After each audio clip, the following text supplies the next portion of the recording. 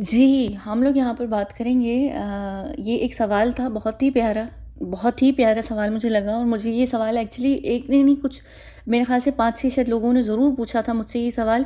एक मुझसे ये पूछा था और एक इन्फिनिटी का सिंबल जो है इस दफ़ा कि कतर का जो ये कप था, वर्ल्ड कप था, इसका ये इन्फिनिटी का जो साइन था इसके बारे में भी मुझसे पूछा था। लेकिन कतर के बारे में मुझसे एक्चुअली कुछ लोगों ने पूछा था।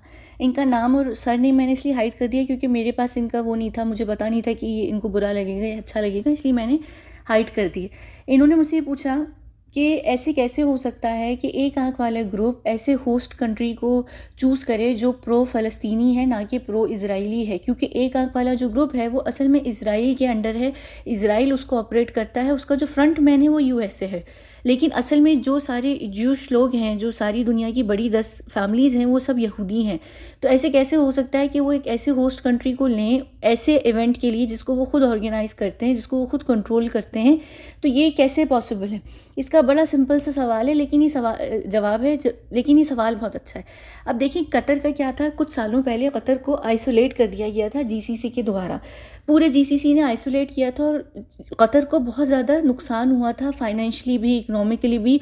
उनकी जो पूरी साख थी, जो उनकी एक जो पूरा नाम था दुनिया के अंदर, वो बहुत बुरे तरीके से बदनाम हुआ था, बहुत ज़्यादा।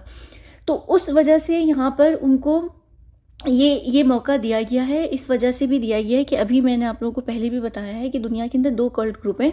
एक आंख वाला ग्रुप है, असल में वो एक आंख वाला ग्रुप जो है वो एलिट्स का क्लब है, उसके अंदर मैं एक तरीके से कह लीजिए, लेकिन एक पूरी दुनिया है, दूसरी दुनिया जहाँ से हम लोग बिलोंग करते हैं। और बिल्कुल सिमिलरली उसी तरीके की एक और चीज़ है चाइना के अंदर, जो चाइना का कल्ट ग्रुप है, वो एक अपनी दूसरी दुनिया बनाकर बैठे हुए हैं। ये वो 2 सुपर पावर्स हैं दुनिया के अंदर, जो आने वाले समय में ये जंग करेंगी, इस बात पे लड़ाई करेंगी कि हम वर्ल्ड ऑर्डर को कंट्रोल करेंगे। अभी के टाइम पर जो वर्ल्ड ऑर्डर कंट्रोल हो रहा है वो इजराइल के द्वारा हो रहा है। एक आंख वाला जो ग्रुप है उसकी जो एलीट मेंबर्स हैं, जो फैमिलीज़ हैं, वो कंट्रोल करती हैं। चाहे उसमें बड़े बड़े ये टाइकून्स भी हों या बिजनेस मैग्नेट्स भी हों, जैसे कि अभी इलॉन मस्क की भी मैं बात कर रही थी, ये सब उस जगह पर आते हैं। तो ये अब क्या है, इन दोनों सुपर पावर्स को अपने आप को सुपर पावर बनाए रखने के लिए देश चाहिए हैं। जैसे अभी पीछे यूक्रेन और रशिया के बीच में जंग हुई या बाकी देशों में जंग हो रही है, ये क्या कर रहे हैं, ये आपस में देश खींच रहे हैं कि तुम ये देश हमारे पास आ जाए, वो आ जाए। तो एक आंख वाले ग्रुप ने जिन देशों को फॉर ग्रांटेड लिया हुआ है, वो सारे जो देश हैं वो इस वक्त चाइनीज़ कल्ट ने अपने पास खींच लिए हैं, क्योंकि वो रिलेटिवली एक नया कल्ट ग्रुप है। यानी वो अब उभरना चाह रहे हैं, निकल कर आना चाह रहे हैं दुनिया के सामने। तो उनके पास बाय डिफ़ॉल्ट जो है वो China, Korea, Japan, south Korea, north Korea, और मेरा ख़्याल से इस वक्त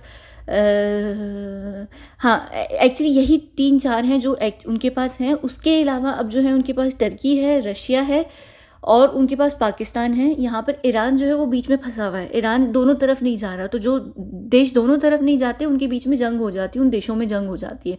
वो मैं आपको फिर एक्सप्लेन करूँगी बाद में, जब मैं Iran, Syria, Iraq, Libya, Afghanistan वगैरह के ऊपर बात करूँगी, तो मैं बताऊँगी कि ये किस तरीके से जो ना इस कल्ट में होते हैं ना उसमें होते हैं, तो उनके अंदर फिर जंग कर दी जाती है जानबूझ के। अब क्या हो रहा है कि दोनों देशों को देश खींचने, दोनों कल्ट ग्रुप को देश खींचने, जिसके पास जितने देश होंगे वो उतना पावरफुल होगा, उनके पास उतनी ज़्यादा चीज़ें होंगी आगे लड़ने के लिए, कि जब इन दोनों कल्ट के बीच में लड़ाई होगी तो वो कौन जीतेगा वो फिर उसी के हिसाब से तय होगा। और फिर आने वाले समय में 2045 के अंदर जो एक पूरा न्यू वर्ल्ड ऑर्डर है वो आ जाएगा। तो उससे पहले देशों का बंटवारा है। जैसे आप भी जब कोई अंताक्षरी खेलते हैं तो टीम्स बनाते हैं ना, कि हम जीतेंगे, तो आप मेंबर्स चूज़ करते हैं, तो यहाँ पर देश चूज़ हो रहे हैं।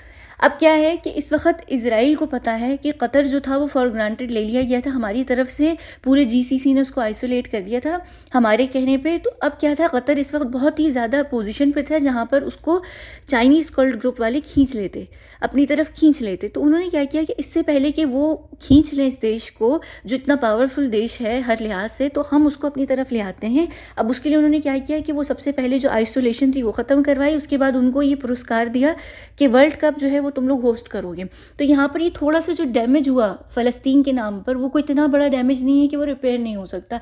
उन्होंने ये सोचा कि ठीक है, इनको थोड़ा सा करने दो। ऐसा नहीं है कि फ़लस्तीन का एकदम से फ़लस्तीन आज़ाद हो जाएगा और इज़राइल जो है वो फ़लस्तीन से खुद ही दफ़ा हो जाएगा। ऐसा कुछ होना नहीं है। 3-4 लोग 28 दिन तक बोलेंगे, उसके बाद वो ख़त्म हो जाएगा, उसके बाद फिर से हम वही करेंगे। ऐसा तो नहीं है ना कि फ़लस्तीन में कुछ भी रुकने वाला है। तो उनको वो चीज़ भारी नहीं पड़ रही कि एक मुस्लिम देश का अच्छा नाम निकल कर आ रहा है, या एक प्रो फ़लस्तीनी जो देश है उसके अंदर वहाँ पर वर्ल्ड कप हुआ है। उन्होंने उनको ये सिर्फ एक चीज़ दी है कि तुम ये काम करो ताकि तुम हमारे एहसान के अंदर आ जाओ कि हमने तुम्हारा जो इमेज है दुनिया के सामने वो बेहतरीन करने के लिए किया है। यहाँ पर एक और भी चीज़ है, जो देश चाइना की तरफ जाते हैं वो सिर्फ इसलिए जाते हैं कि उनको पता है कि वहाँ पर मुसलमानों को जो है वो थोड़ा सा सम्मान दिया जाएगा। हालांकि ऐसा होने नहीं वाला है, लेकिन उनको वो चीज़ बताई गई है, फुसलाई गई है, क्योंकि खुद चाइना के अंदर जो चाइनीज़ मुस्लिम्स के साथ हो रहा है वो सबको पता है। हाँ, न्यूज़ में नहीं आता या दिखता नहीं, वो अलग चीज़ है, लेकिन लोगों को ये ज़रूर पता है कि चाइना जो उनसे एक एम्प्टी प्रोमिसेस हैं उसमें से एक ही प्रॉमिस कर रहा है कि हम जो मुस्लिम लोग हैं, मुस्लिम जो दुनिया है, उसको हम आगे निकाल कर लेकर आएंगे अच्छे इमेज के साथ। जो उन्होंने बर्बाद किया, कबाड़ा किया एक आंख वाले लोगों ने, जूश लोगों ने, उसको हम बदल देंगे।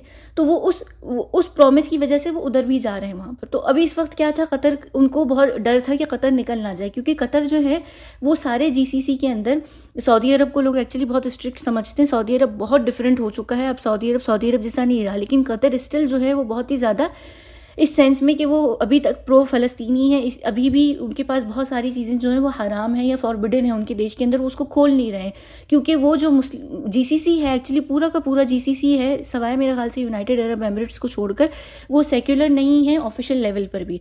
मुझे UAE का एक्चुअली कंफर्म नहीं है कि वो मुस्लिम है या सेक्युलर अपने आप को ऑफिशियल लेवल पर मानते हैं, मुझे अभी पता नहीं है। लेकिन जो पूरा GCC है वो अपने आप को मुस्लिम देश के तौर पर मानता है, वो अपने आप को, उनका जो स्टेटस है वो मुस्लिम है।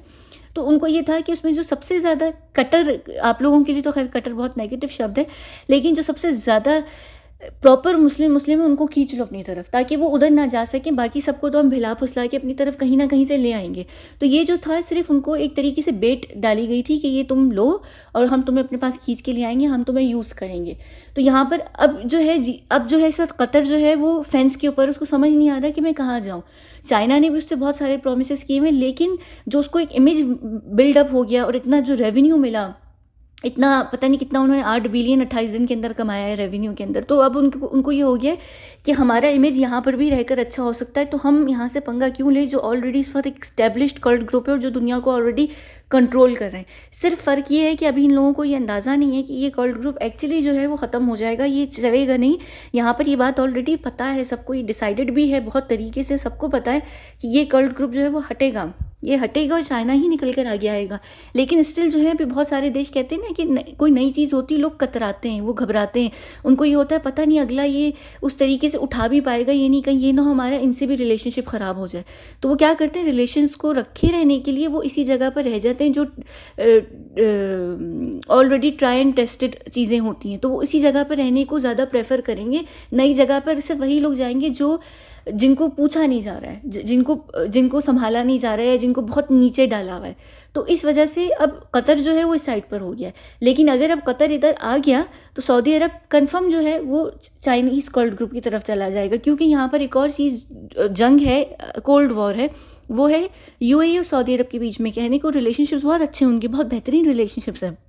मसला ये है कि दोनों जो देश हैं GCC के अंदर, उन दोनों देशों को तैयार किया जा रहा है आने वाले ज़माने में, जब वो मशरूम बॉम्ब फटेगा, वो जो एन वाला बॉम्ब होता है, उसके बाद जो सेफेस्ट देश रह जाएंगे ना पूरी दुनिया के अंदर, यूरोप से हटकर, वो एक सऊदी अरब और UAE रह जाएगा। सऊदी अरब का भी स्पेशली वो हिस्सा जहाँ पर न्यूम सिटी बन रही है, और UAE में दुबई रह जाएगा, जो बहुत ही सेफ रह जाएंगे रहने के लिए।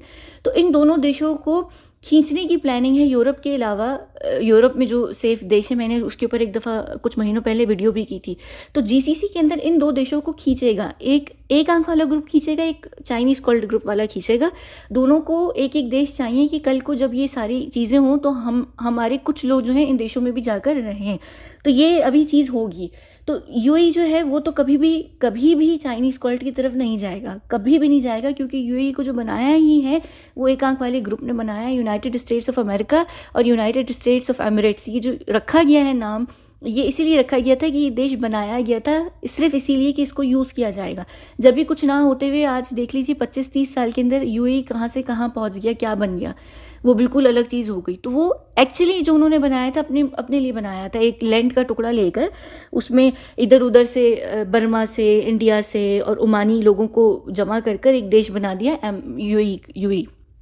तो ये जो यूनाइटेड अरब ऑफ एमिरेट्स है, ये ऑलरेडी परमानेंट मेंबर है, ये कभी भी इधर से उधर डामाडोल नहीं होगा। अब आ जाता है सऊदी अरब। सऊदी अरब ने होना है।